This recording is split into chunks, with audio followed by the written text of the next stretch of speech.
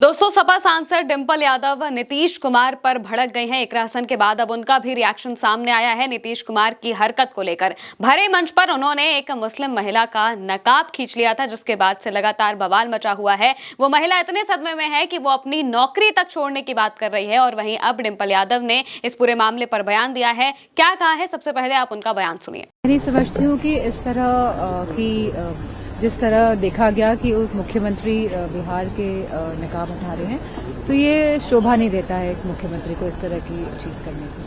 दोस्तों, अब तक तो आपने भी वो वीडियो देख लिया होगा जिसमें नीतीश कुमार एक मुस्लिम महिला का नकाब खींचते हुए दिखाई दे रहे हैं। वो एक नियुक्ति पत्र वितरण समारोह में गए हुए थे, कार्यक्रम में गए हुए थे, लोगों को नियुक्ति पत्र बांट रहे थे और इसी दौरान एक मुस्लिम महिला भी उनके पास नियुक्ति पत्र लेने के लिए ही पहुंचती है। लेकिन नीतीश कुमार उसका नकाब उसके चेहरे से खींच लेते हैं, जिसके बाद उस महिला के भाई ने कुछ बयान दिया है। इसको लेकर इमरान प्रतापगढ़ी ने भी कुछ बयान दिया है और साथ ही साथ अब डिंपल यादव का ये बयान सामने आया है। डिंपल यादव ने सीधे तौर पर कहा है कि एक मुख्यमंत्री के पद पर होकर उन्हें ऐसा करना बिल्कुल भी शोभा नहीं देता है। डिंपल यादव ने कहा, मेरा मानना है कि जिस तरह से बिहार के मुख्यमंत्री को नकाब हटाते हुए देखा गया, ऐसा करना किसी मुख्यमंत्री को शोभा नहीं देता है। उन्होंने कहा कि भारत एक लोकतांत्रिक देश है जहां हर नागरिक को अपनी धार्मिक आस्था और पहनावे की आजादी है। किसी भी महिला की सहमति के बिना उसके पहनावे में हस्तक्षेप करना गलत संदेश देता है।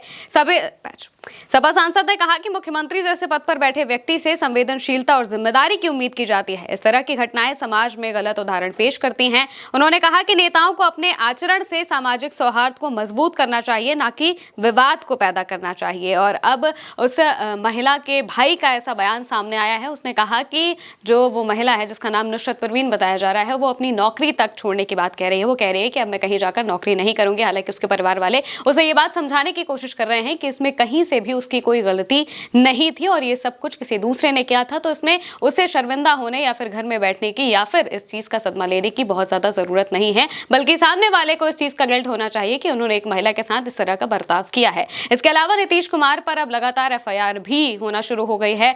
लखनऊ में ही कैसरबाग थाने पर उनके खिलाफ सपा की नेता सुमैया राणा ने एफआईआर कराई है और तहरीर दी है और उसके बाद पुलिस से जांच की मांग की है। अगर जांच नहीं होती है तो इसके लिए विरोध करने की भी बात कही जा रही है और लगातार ये मामला धीरे धीरे बढ़ता ही जा रहा है। इकरा हसन ने भी इसको लेकर पोस्ट किया था, वो भी इस मुद्दे पर काफी ज्यादा भड़क गई थी और पोस्ट करते हुए उन्होंने लिखा था कि ये काफी शर्मनाक चीज है। एक मुख्यमंत्री के पद पर बैठा हुआ व्यक्ति अगर इस तरह की हरकत करता है तो इससे अंदाजा लगाया जा सकता है कि वहां पर महिलाओं की सुरक्षा किस तरह की होती होगी। बिहार में वैसे भी महिलाओं की सुरक्षा को लेकर कई बार सवाल उठते रहते हैं, लेकिन नीतीश कुमार तो सुशासन बाबू जाने जाते थे और उन्हें तो महिलाओं का बहुत अच्छा सपोर्ट भी मिलता है। लेकिन जब वो इस तरह की हरकत करते हैं तो सवाल उठने लगते हैं कि आखिर एक मुख्यमंत्री के पद पर बैठा व्यक्ति जब इस तरह की हरकतें करता है तो उससे इस पर माफी मांगनी चाहिए और साथ ही साथ वो किस तरह के संदेश देने की कोशिश कर रहे हैं, इस पर भी बात होती है। हालांकि उत्तर प्रदेश में भी एक बवाल मच गया है इसी मामले से जुड़ा हुआ। संजय निषाद ने भी कुछ अजीबोगरीब बयान दिया। उन्होंने कहा कि नकाब हटाने पर इतना हो हल्ला मचा के रखा है, अगर कहीं और छू लेते तो क्या होता। उनका भी ये बेहुदा बयान सामने आया है। यानी कि यूपी बिहार से लेकर नेताओं के जो बेहुदा बयान है, महिला विरोधी जो बयान है, वो अब दिखाई देने लगे हैं। और नीतीश कुमार के इस बयान पर डिंपल यादव समेत कई महिला सांसद और साथ ही साथ विपक्ष के कई नेता लगातार भड़के हुए हैं और माफी की मांग कर रहे हैं, जो कि अभी तक नीतीश कुमार की तरफ से या फिर जेडीयू की तरफ से सामने नहीं आई है। ये देखना होगा कि आगे इस मामले पर क्या कुछ एक्शन लिए जाते हैं। फिलहाल के लिए मेरे यानी कि महिमा के साथ इस खबर में इतना ही। नमस्कार।